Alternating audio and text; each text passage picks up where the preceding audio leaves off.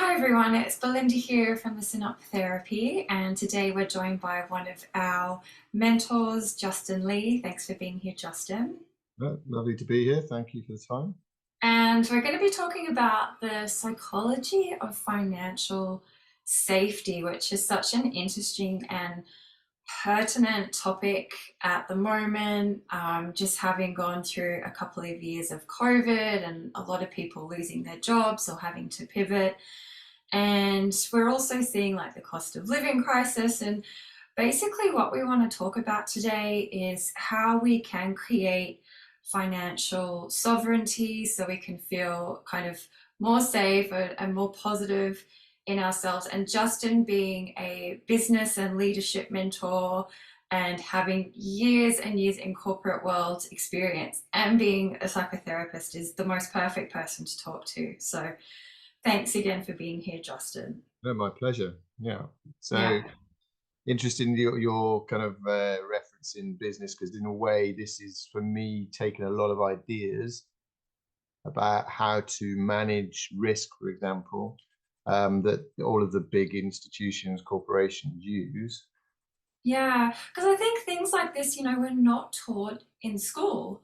We are taught lots of other stuff, and this is really real life stuff. Like, financial safety is such a primary factor for our mental health Mhm. and wellness, and how we create money and how we manage money. And yeah, we're not really taught about that. So you having that insight from how big business run things and how that can trickle down to help us on a day-to-day real life experience, I think is just so valuable.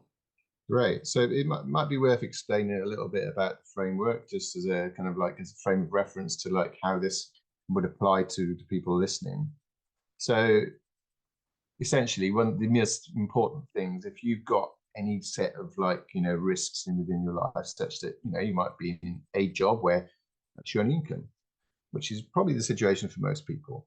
And Mm. obviously, in the last year, 2, 3 years, we've all found out how vulnerable we are when that's the reality. And then you have to fall back on maybe other things that you can do that you hadn't done for years, and you Mm. lost kind of contact with that network. And so really this is about going, okay, one of the key kind of like, I guess, cornerstones of risk management is diversification. Mm. You don't have all your eggs in one basket. I mean, that's the bottom line. Now, this really kind of plays into psychology as well, because if you do have all your eggs in one basket, then every decision you make is significantly weighted with more risk, as in like there's a lot more at stake. So if you kind of say something wrong at work and you kind of like feel like you might get sacked, it's that level of like, I better keep my mouth shut, versus if you have 1, 2, or 3 other income streams, for example, maybe it's from an Airbnb, maybe it's from having a side hustle, that there's less weight on that one income stream. I always use the analogy, I think, when we first spoke about the table, right? If you've got 4 legs to a table, then you've got a sturdy, stable table. Same with the chair. 3 legs, you could maybe get away with it, and it's like still relatively stable. You take that extra one away, you've only got 2. It's no longer stable. And certainly if it's only one, then you put a lot of like weight on one particular income stream. So Mm. really that's the first thing, is like understanding that what we want to do is diversify the risk. Yeah, I think traditionally as well, people, or especially like 20, 50 years ago, people just had one job and they really had that job for life. And it feels like it's more in more recent times, people are starting to either become self-employed. I think there's a much bigger trend in that, or have these side hustles. But for a lot of us or our parents, like they just had one job. So again, we weren't learning these Mm. things. It was just like you have that job. As you said, you need to keep in good relations with the boss. You might hate the job, but because that's your only income stream, your only source of financial safety, you might feel stuck or trapped, but not have any options about how to get away from Absolutely. And the word options is key here. So interestingly, actually, in the financial space, that's what option traders are doing, right? The reason that they trade in options is for that very reason. It creates power, right? If you're dependent on one source of income, or the government, for example, which you have to end up on, like, universal credit, it's very different to having multiple choices. So if you go into any negotiation, for example, the best way to get what you want is to have a clear sense of, well, what am I willing to walk away from? If you've got multiple options of, like, okay, I don't need this, it would be nice, I'd like to have that reality kind of manifest, but I don't have to, because I've got these three other options that are also looking after my basic needs, for example, such as, putting a roof over your head, paying the bills, etc. So really interesting is to think of it in terms of how do we increase that by having more options. And so the biggest part of that as well is also to have them not correlated adversely, in the sense that if one thing goes down, if the other income sources are actually directly correlated to that same main source, then everything can come down together. So the idea is to hedge, the expression hedge your bets, to hedge that portfolio of income such that when one is basically maybe going down in terms of the amount of money you're getting coming in, that the other will naturally go up, because maybe you've got something in a different domain, different market, that's kind of correlated in a way that's basically positive, as in you can get Right. income coming in. It's a bit like I gave you the example earlier, was this, during, say, summertime, when maybe business is quiet for whatever particular thing you do, that you might have an Airbnb option where you're kind of renting out your home whilst you go away. That then goes, okay, I've got money coming in during those months when things are quiet. So there's lots of ways to do it. That's just one. Sure. I think we had a lot of that in the lockdown period a few years back, didn't we? When Mm. there were whole sectors that weren't as viable during that time, and then people were needing to look to retrain. Some people already had skills in their back pocket that they were just like, yep, okay, I'm going to pivot, and others had to do training. And then there were some other people that just didn't do anything. It was almost like it was too much for them, when we talk Mm. about even the nervous system response. And so I think this is about kind of being prepared, isn't it, to so that you're not going to feel as stressed. Some people might think, oh, if I have to have all these different businesses, I'm going to be stressed. But it's Right. all about reducing stress, isn't it? Absolutely. So it's a really interesting point to make. And I think that, in many respects, if you look at traditionally how you might have multiple income streams, typically people who are doing well might have enough money to invest in some assets, whether that's like, a house or a couple of houses where you can rent them out. That might be one. But then, there's a cost in that, in terms of, like, do you have to run that yourself? If you do, that would cost of time and energy. There's also risk involved. So some people, that's too much of an effort. Others, might have, like, just simple investments, like, in whatever your kind of ways of, like, investing your money in the stock market, etc. Others might be just in investing in, personal projects of friends, right, that you believe in and you want to support. But each of them ultimately needs to have some form of kind of reliable income stream. So that's what fixed income is, for example. It's like, it's guaranteed income stream. Same with, like, having a rental. It's like you've got money coming in so you can rely upon it. But yeah, I think that that's really important to kind of, like, get a sense of how do you personally, and this is what the work we do, if you come and work with us, is to have a look at your own set of capabilities, your own set of, like, potentials, but also to go, okay, I don't want to spend loads of time on these other three. I do like my main job and I'm happy investing most of my energy there. It's more about going, how do I create something in the background that's relatively low, investment in terms of energy and effort, but creates enough of a baseline that you go, okay, at least that covers my rent. So I know whatever happens, I've got a roof over my head. And if the second one or the third one might then be, well, even if that goes down, I've got something that means that I can live reasonably well if I'm frugal for a while. So again, it's about having those options. And I think not being too kind of, like, closed to, trying different things as well, because not everything's going to work first time round. So I think that's kind of what I've noticed with a lot of clients is, they can get put off quite quickly and easily if they try something on the side, it doesn't work, and then they get demotivated and then less inclined to do things again. Not everything's going to work first time round, so it's really about kind of Mm. what what's going to be easiest for you to do. Yeah, I think sometimes, like for us that aren't maybe entrepreneurs or business, we are maybe even more scared of failure. And when you go high up in the business world, you start to see these phrases like, fail fast, fail often, try a lot of things out. If it doesn't work, move on quickly.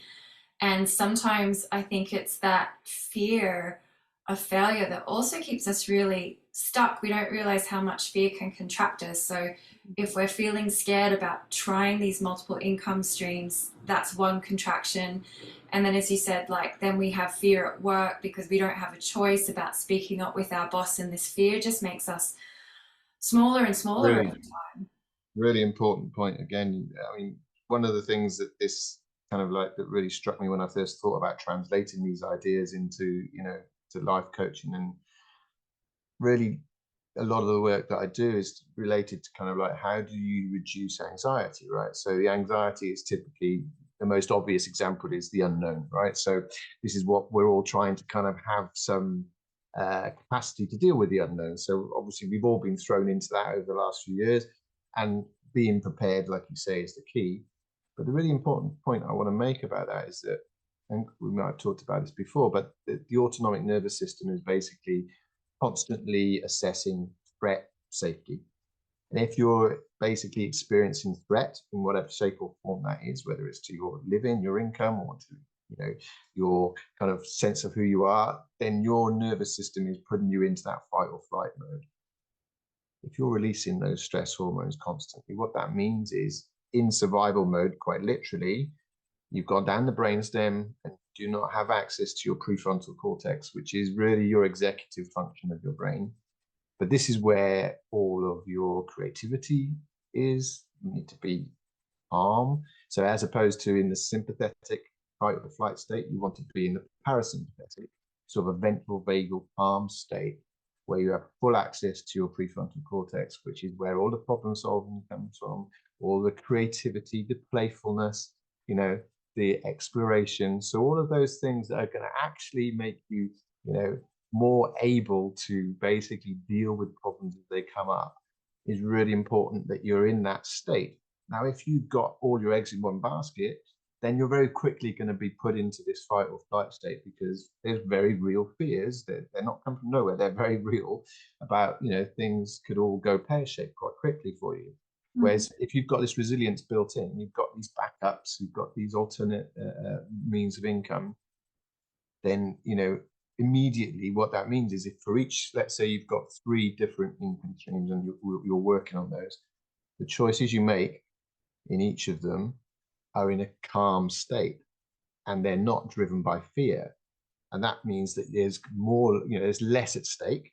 And so you're more likely to be able to be creative and come up with new and in ideas that can basically change and evolve whatever business that is that you've got. So I think it's really important to understand how important it is to be in that state, as in a calm state. And Mm. one of the ways to do it is to know that you're not dependent on one income stream, that you've got that independence. Okay. So a lot of the psychology of this financial safety is about kind of addressing fears, and as you said, that can very much be mindset and kind of the therapeutic side of really deeply understanding how we're functioning, because sometimes even in our mind we might think, oh, this all sounds like a good idea, but there is like a fear response in the body, and it's really learning how to regulate that. I think you called it the ventral state, Vagal which for calm. anyone that doesn't know is just where we feel calm and safe and neutral, but relaxed. And so it's like really learning how to regulate us back there. That seems like a key point. Um, Absolutely. Mm. the other key point you mentioned is this resilience, and I'm guessing it's again like resilience within us as a human being, and then also resilience in our income streams. The structure of our life, so to speak. So if you, and again, the other analogy from business is they would have business continuity kind of functions, which also would include disaster recovery on the technology side. And the key elements for that is about having fault tolerance, high availability, and the alternate kind of like built-in redundancy. So it's like if one system goes down, immediately you've got another one to kind of come up. So it's like that backup generator scenario, right? Again, these are all things about maintaining continuity to be able to continue moving forward and not to allow things. I'll give you an example, actually. When I can't remember where the research was I read recently, but I think on average, millionaires have 7 different income streams.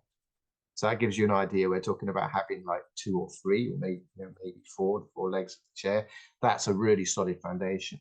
But if you want to kind of go up to the next level, it's like makes you really kind of like resilient. If you've got 6 or 7 different income streams, you could lose 2 or 3 and still be in a very good place. Mm-hmm. So I'm also hearing this is about, I guess, working smart, not Mm-hmm. hard, because nobody wants to have 7 jobs, but you can have 7 income streams, like you said before, like investments or an investment property, or being smart with what you have to create different income streams. And absolutely, and it's the diversification that's key. It's like having them that they're complementary, so they're hedging pieces. Like if one area is up, the other one's down. So you know that like if things go down here, this other one is going to compensate for that. So you can maintain that continuity as opposed to being on a roller coaster, which causes all the stress and anxiety. So it's really important, and everybody's going to have a different set of like possibilities. This might sound like, oh, it's all fine and good if you've got loads of money and like loads of like, you know, it doesn't matter. I'll give you an example. This can be applied to pretty much anything, but we're talking about financials here. But just give you another example of the way in which it works is, for example, one of my clients was really kind of like struggles building new friendships. Okay. And so he's got 2 friends, but one in particular that meets all his needs. And so he invests all of his energy in this one relationship because he knows that it's safe. He knows that they get each other and they get on. But the problem is that puts a lot of stress on that one relationship if that all his needs are getting met with one person. And so what we worked on is like, what are the other needs that maybe he could get met with other friendships? So basically expanding that network of friends increased his resilience because all of a sudden the stress on that one relationship, which was pushing it to kind of like breaking point, he was able to step back, not be so needy in that one relationship, and be able to have multiple kind of like friends that were basically given, different aspects of his needs were being met through different relationships. And so this kind of is a metaphor of how we want to look at like life in general. It's like, the diversification of like, your network and where you get your needs met is going to kind of like, put you in a much more stable and grounded place, both literally and psychologically. Yeah, because I can get that sometimes initially, as you said, some people that fear comes up of like, oh, how am I going to do it? And I don't have all this extra money. But when you flip that to, like we said, options, like, oh, what are the opportunities? And, maybe I do have skills that are transferable in another industry, Mm-hmm. um, or I could save in this way, or there's something else that I'm not taking advantage of. This sounds like this mindset is really a breeding ground for innovation and Yeah, creativity and exactly. expansion rather than that Well, fear it's like the holding us tight. fear and the kind of mindset that comes with that, which is scarcity, right? So, if you're out there and you've got a broad network of friends or from different walks of life, etc., as well, it's like when things get difficult, they're there to support you. They've got like maybe contacts and connections that you can draw on. Whereas if you've only got a small group of friends who are all in the same industry, when that industry goes down, what happens? So again, just having a network of friends, that are there by the nature of what friends are, they're there to support us when times get difficult. So if we've got a broad network of people that we're in contact with, it's the same ethos, right? It's about diversifying, Yeah.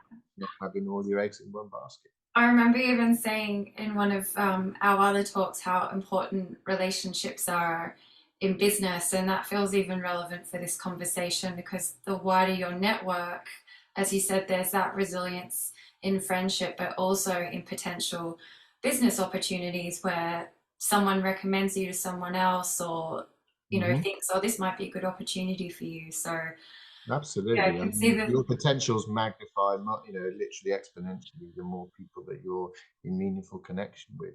mm, So yeah, I mean, the irony is like the whole pushing everybody into the digital domain and not having like meaningful real world connections. I think we touched on it last time as well, that, every time when I'm working with, for example, people running their own business and developing new business, like you say, every time that they get out and go and meet their clients face to face, they come back to me and just say the difference is incredible in terms of the new opportunities that just come out of that one visit to kind of like, to London. If they're out of London and they come away after a weekend, suddenly they've got 3 new opportunities that never would have come about from being online. So, I think there's just a real, you know, element of just being aware that the more contacts we have, the more meaningful connections we have, the more opportunities are out there. And that means that is also resilience mm, as well. mhm. So yeah, you don't have to be in like, say we've talked a lot about these things that might sound like you need to have, assets and money. It's not just about that. Those are just easy examples to give. But we all have ways of being resilient, and the biggest one really is our friendship network at the end of the day. Yeah, it's a really big resource. So what I'm kind of taking away is like what's important is this diversification of our resources, or how we could potentially earn Mhm. money, resilience in possibly the industries or the seasonality of this work, so that if one goes down, the other one hopefully is going to be okay. Mhm. And then also like our inner resilience as well, our psychology and mindset Absolutely. around this. Yeah. That's a good summary. Absolutely, and I think that's really what I wanted to share today. Is that that's a lot of the work that I do does often entail that with whatever actually the work is about. It does often come back to those things, that these all reduce our sense of anxiety and fear and increase our sense of, as you say, sovereignty at the start. Yeah, it's really, I think it is such an important human need. So it's good to have very practical advice that you can tailor to people. And I know we were talking before the recording that there are many different circumstances for people. Like some people are happy in, a full-time job, and other people are more kind of like, I want to have, quite a few side hustles going on. So that's where if they come to you personally, you can kind of give that more tailored advice to a lot of these Yeah, different. absolutely. I don't know if the audience would know, but I've kind of 15 years in recruitment. So I also do career coaching as well. And so this all ties into, they're all interlinked at the end of the day. But yeah, there's also very specific ways, again, about, tuning into what is like really your core strengths, and actually what is the thing that, if you don't like your job and you're not really kind of like satisfied, or, there's not any real fulfillment, then again, it's about being able to kind of go, how do I get to a place where I can feel it's okay to take a risk, go change career, for example. So yeah, it's really important to kind of like have a sense of, I've got options. I mean, that's, if I Mm, was to leave the audience with any one thing, that's really what this is about. Because when we have options, that means we've got some form of independence and power in that sense. It's when we don't, is when that scarcity mindset kicks in and we start to feel fear, and then everything shuts down and we're not able to really kind of like think creatively. yeah, so important. So many gems, Justin. Was I know you like gave us another little summary there, but was there anything else that you might have wanted to No, add I think today? we've covered most of what we were kind of talking about beforehand. I mean, I think all of the other things that will come up, it would be an individual case by case thing. What hopefully has come across today is that there's, always hope, and that really the key is about, being able to tune into and use that mindset that if I've got options, then I'm going to feel a lot more able to kind of like, confront what is, difficult times out there for everyone. Yeah. That's probably the best investment we can make, isn't it? Just in our own mindset. We talk like all Yeah, the other external ones are important, but like just as you said, getting over that initial fear, getting over the mindset, and investing in ourselves to have the positive mindset and the resilience to then create these different financial streams. absolutely. And at the end of the day, trying different things out, experimenting, you get feedback, you learn what works, and then you fine tune it. So yeah, I think that's kind of the key with all of this. And like I say, if anyone wants to reach out, then happy to have an initial chat. Great. Okay. Thank you so much for joining us, Justin. And if anyone's watching, if you have a question or want to make an inquiry, you can just check out listenuptherapy.com and we'll get back to you through there. Fantastic. Well, thanks for having me, Belinda. Appreciate your time.